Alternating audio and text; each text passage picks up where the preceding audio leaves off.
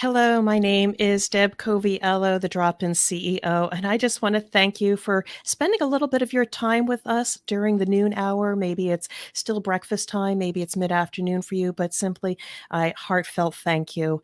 And this week I am joined by an amazing person I have met in my network. Her name is Phyllis Weiss Haserot. We've had some amazing conversations. For more, you could listen to a podcast that she just aired on, full of amazing insights. But she is on this show today because I sincerely love her expertise in the area of the cross-generational voice. It is so, so important when we think about people coming together in business, employers, employees, and making the right decisions, taking this into context when we also think about how we make decisions around values, needs, and our passion. So it's such an important topic. But Phyllis, I just want to introduce you and welcome you to our communities. Thank you for joining us. Thank you so much, Deb. I love talking with you. Thank you for inviting me. We have so many things that we share and so much to learn from each other, even just the two of us. So it's wonderful.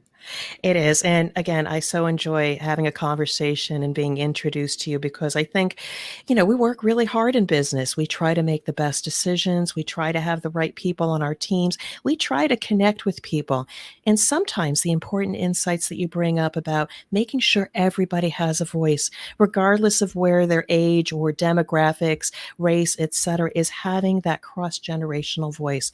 So I would just love a little bit about your thoughts about, I talk about when making important decisions, we need to assure that they are aligned with our values, our needs, as well as the passion that we want to do. Let's just start there a little bit and your thoughts in that area. All right. Well, first of all, I want to say right up front, as far as, and this is speaking to the employers, I guess, there is so much focus on diversity, equity, inclusion, and belonging now. But the generational perspectives and just considering generational differences and age differences as part of, it deserves a much more prominent place at the decision-making table. You're really missing something very important if you're only focusing on the more usual ones, because the different generational attitudes really inform and influence attitudes and behaviors about all the other differences. They look at it differently. If you're giving the same messages out, they're received differently, and you're going to get a different response. So just, that's sort of one of my premises there. But I think we need to, and employers will look at it from that side first, if you want. Absolutely.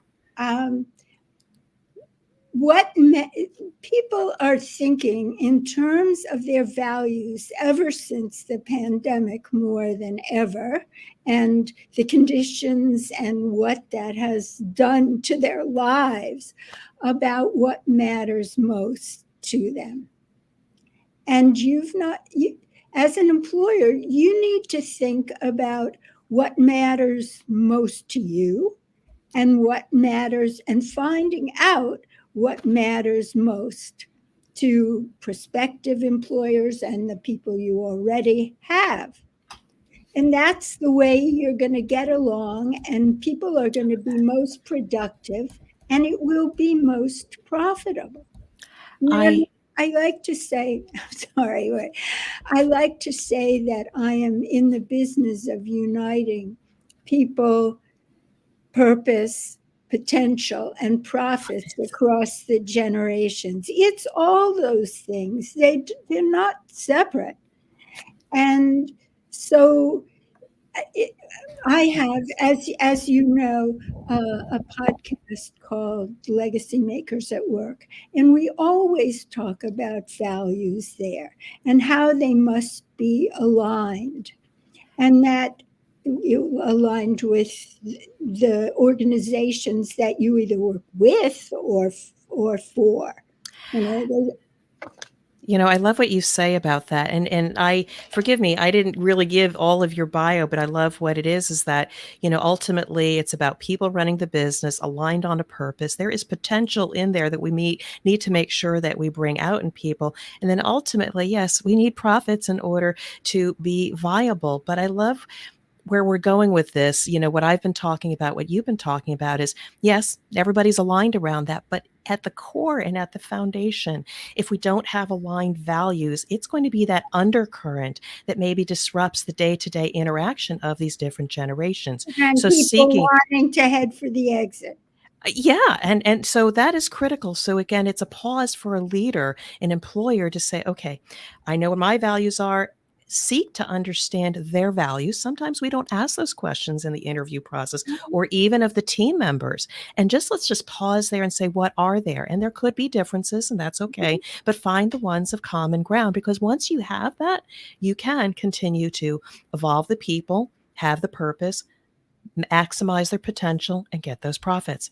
I love how these two are coming together really strongly. Right.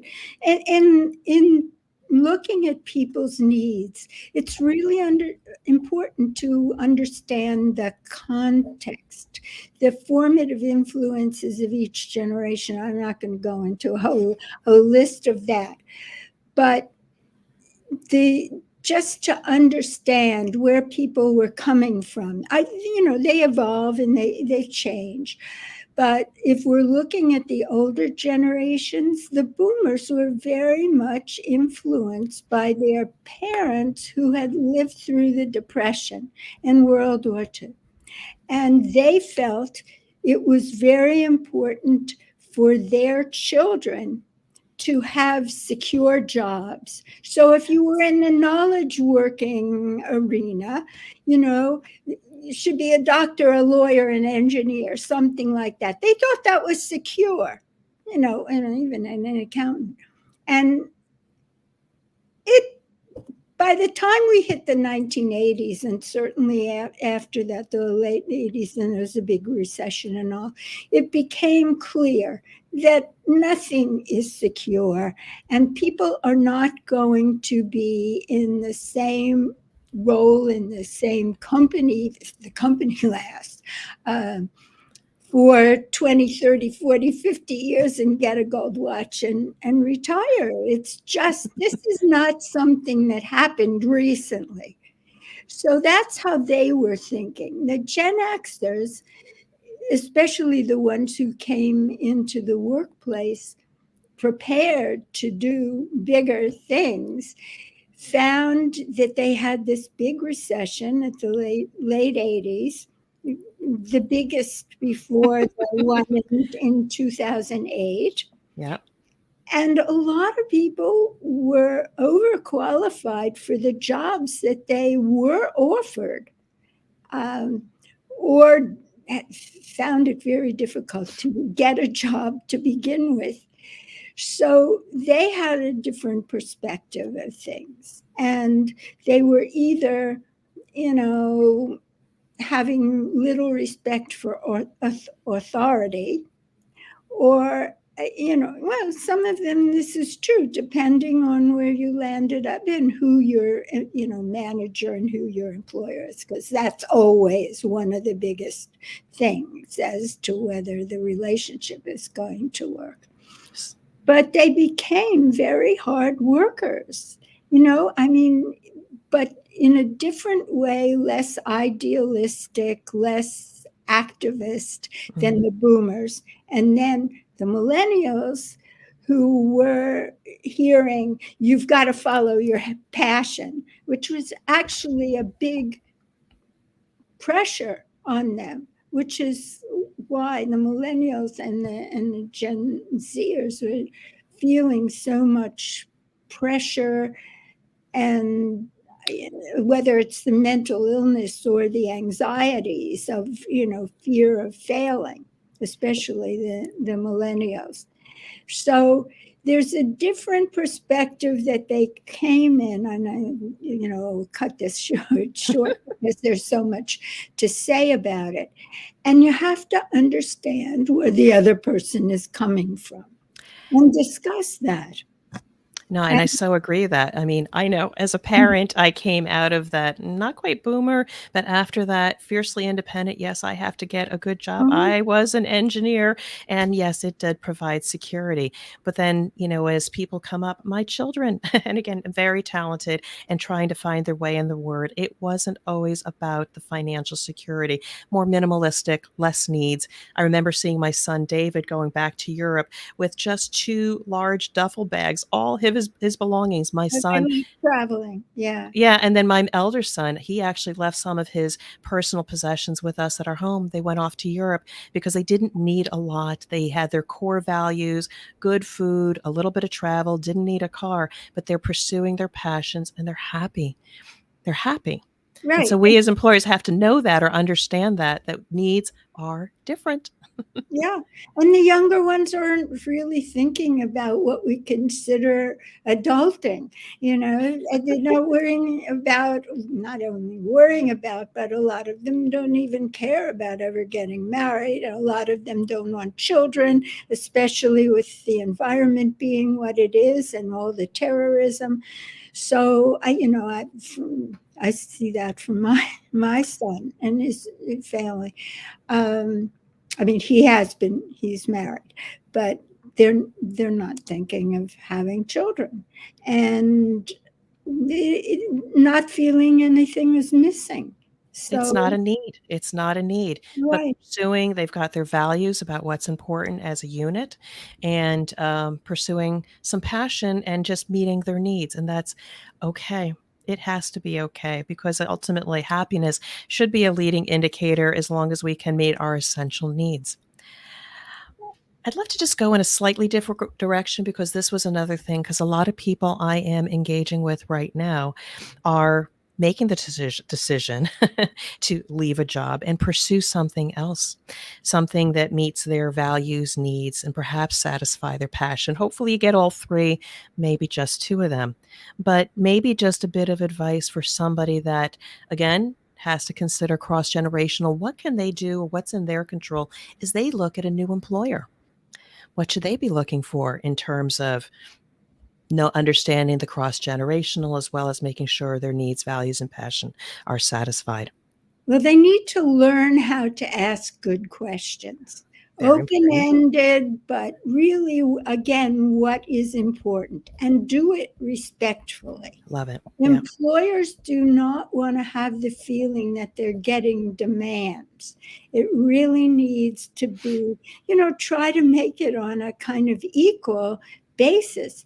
And one thing we have to remind ourselves is that you never have greater leverage than when you have an offer that you haven't committed to yet.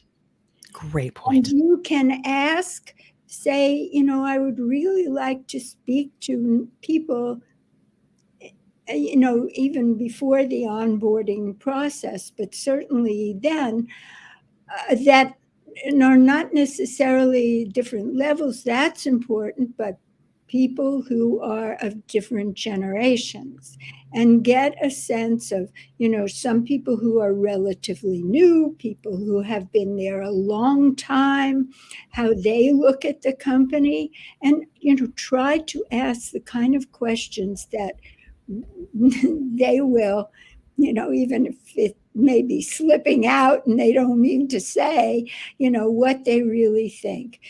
Are the values that are on the website what we really experience Yeah. when we get there? What have you found, works best here? What is the culture what they say it is? Is it different for different people? Oh, wow. People of differences. I say this is really important to me. Any job that I take, I am going to take responsibility. I am going to work hard. I want to feel that it is purposeful, that I am doing something meaningful, that I am helping our, the company, the community, the world. And this is really important. So I have to find out these things so that we don't get into a situation where we're not happy. This has been the best thing when, just my audience, we plan a script here, but we also realize let the conversation go wherever it may. And I really love, Phyllis, your point about we have at the time of offer, we have the greatest leverage and opportunity to seek alignment with our values and what's important to us and that of the company. So really, really, really good actionable voice. And it's also a great leadership skill to be able, to your point, ask the right, intelligent, data seeking questions so that you can make the best informed decision. Right. I mean, about salary, about compensation, about perks, but also shaping the job description and the responsibilities you're going to have. Because very often, there's something that's a job description, whether it's on a website or whether, that's what you're told when you start to talk. And if there are things that you think need to be done that are not part of that, but you have competency and interest in doing that, bring it up. Speak up at that time. But again, very respectfully, not like you're giving orders to the employer. Your tone, your body language, if they can see you. All of those things communicate a lot of things that you may not even realize. It's not just about words. So it's how you come across. So, Phyllis, I simply enjoy speaking to you and I love your perspective. And it is so strong for anybody thinking about any interaction, whether it's employment, community, critical people in in your circle. Really sound advice, and I so appreciate that for employers or employees trying to align values and keeping in mind that important slice, not just the attributes or other things, but the diversity of the generations. I love your work, Phyllis. It's been a pleasure. Any last closing thoughts that you want to share with anybody? Yeah, a couple of things. Yes, please. One of them, which was, just what we were talking about, think long term. I mean, not necessarily that you're going to stay in that job that you're either entering or interviewing forever, but how you want to be remembered at work. You will be remembered whether it's good or bad. And that's why we talk about legacy at work. We'll have masterminds as well as the podcast. How do you want to be remembered? And it's a good thing to be cognizant of this early on, and certainly trying to figure it all out by the time you're in your 40s. I mean, that gives purpose, that, be intentional about it. It's not just spending time, it's not just looking for promotions and more money, but back to your values again and how you can really contribute the most. And that's going to make you really feel good. I really sincerely appreciate that because we are on this earth for only a short amount of time. And as we pass through organizations or situations, we may reconnect with people from our past. And it's not necessarily what we do, but how they remember us. So, very sound advice. Your podcast, I will be absolutely promoting it, and as well as just the topic of leaving your legacy. I would love those to be parting thoughts for the people on this. And I just want to say thank you. I'm not going to even pitch my offers as well. You do amazing work. So pleased to have you in my network. May I just give a challenge to Absolutely. listeners? I like to do. Thank you. This is about cross-generational conversation, which is related to what we've been talking about. reach out to 3 people that you either work with, not necessarily on a daily basis, but you haven't really gotten to know well or at all as a person, and who they are and what they want and what they do and what their lives are about. That's how you develop relationships. So 3 people of different generations, and let me know how it goes. And if you're happy with your experience, then find 3 more. We need to be talking to each other. Beautiful words. You're amazing. Phyllis Weiss Haserot. Check out her work.